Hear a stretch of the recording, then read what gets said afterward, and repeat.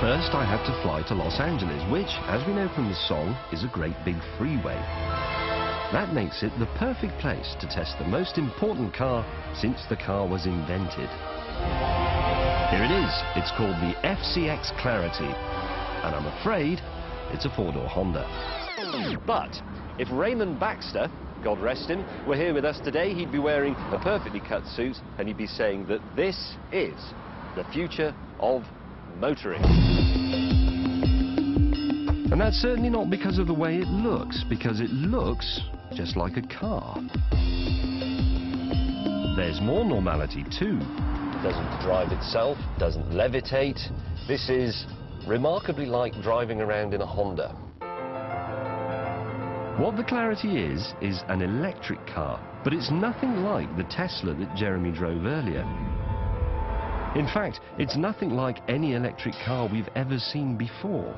The front wheels are driven by a perfectly normal electric motor, but there are no batteries. Instead, this car has its own on-board electricity generating station, and that takes the form of a hydrogen fuel cell. And now, viewers, you better brace yourselves. Either that'll turn over to the soft porn and Nazi sharks on Channel 5, because I'm about to explain all this. At the back of the car is a fuel tank, exactly where you'd expect it to be, but instead of filling it with petrol or diesel, it is filled with compressed hydrogen. Now, this hydrogen is combined with oxygen from the air in the fuel cell, and in a rather complicated and boring way, that makes electricity. That electricity is then used to drive the electric motor, which turns the front wheel, like it might do in a perfectly normal front-wheel drive car, and the whole process is controlled by the whole process is controlled by a box of electronics under the bonnet where the engine would normally be. And that really is all there is to it. It's the fuel cell and the hydrogen tank that goes with it that puts the Clarity in a different league to every other electric car. So far, most electric cars have been appalling little plastic snot boxes that take all night to recharge and then take half a minute to reach their maximum speed of 40 and then run out of juice miles from anywhere. Prius, sucker. But when the Clarity runs out of juice, you just pull into a hydrogen filling station. The hydrogen is compressed into a liquid, so it's a bit like petrol. You fill it just like a petrol car. And the only difference is, because this is under pressure, you have to lock it with this lever. Terribly important that. If you don't do that, you get hydrogen all over your shoes. In America, hydrogen costs roughly the same as petrol. But unlike petrol, it'll never run out, because it's the most abundant element in the universe.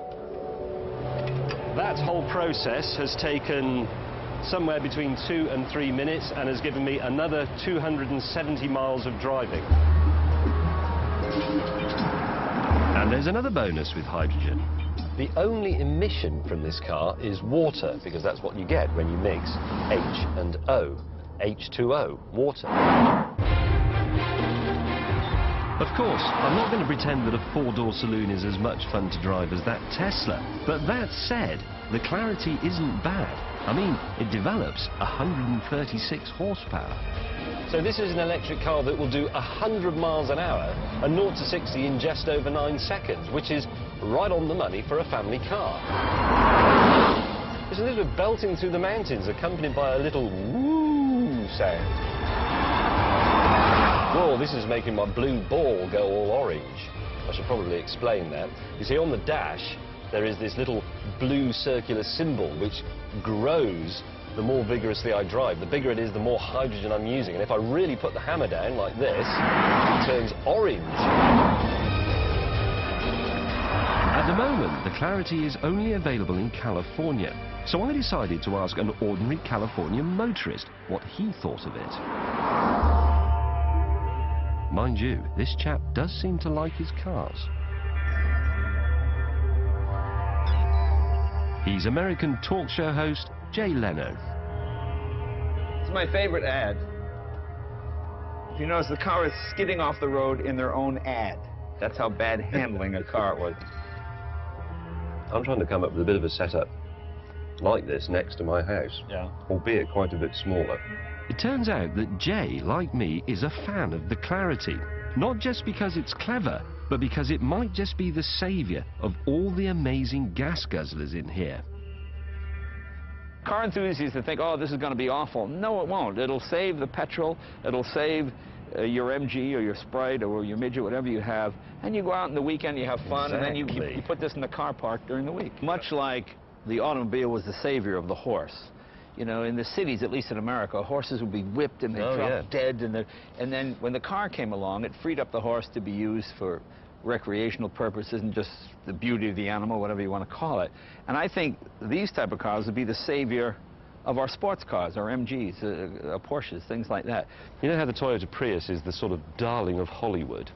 It's a fashion statement. But you know why, BC? Because it has the moral superiority. With the Prius, you can go, look, I am driving an unattractive car because I am saving the planet. See, in America, we like everyone to know about the good work we're doing anonymously.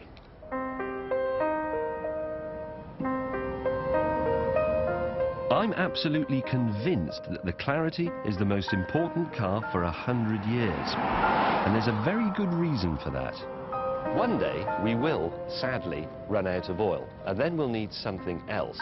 Now, electric cars have always seemed very promising, but as long as they're powered by batteries, they don't quite cut it. I mean, think of all the people down there driving around. We've built our lives around the car as we know it. You get in, you drive as far as you want to go, you fill up, you drive some more.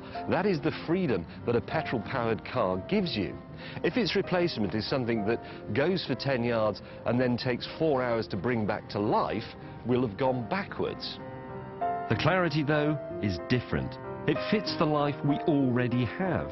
The reason it's the car of the future is because it's just like the car of today.